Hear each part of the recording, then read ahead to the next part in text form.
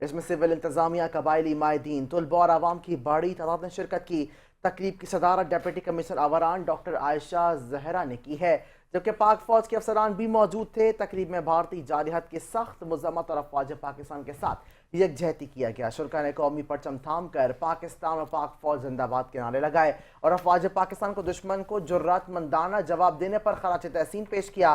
پاک افواج کے نمائندے نے کہا کہ آوران کے عوام کا جذبہ حب الوطنی قابل تحسین ہے، ہم ہر بھارت کی جارحیت کا منہ توڑ جواب دینے کے لیے تیار ہیں۔